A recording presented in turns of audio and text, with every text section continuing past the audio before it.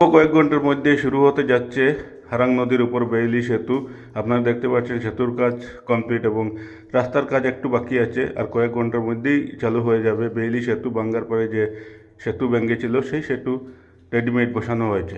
অল্প কয়েক ঘন্টার মধ্যেই চালু হয়ে যাবে এই সেতু দিয়ে পারাপার। অর্থাৎ আপনারা দেখতে পাচ্ছেন যে সেতুর কাজ পুরোপুরি হয়ে গেছে এবং রাস্তার কাজ চলছে এবং রাস্তার কাজ শেষ হওয়ার পর পারাপার শুরু হয়ে যাবে এই সেতু দিয়ে। আপনারা দেখতে পাচ্ছেন এই দৃশ্য ক্যামেরার সম্মুখে।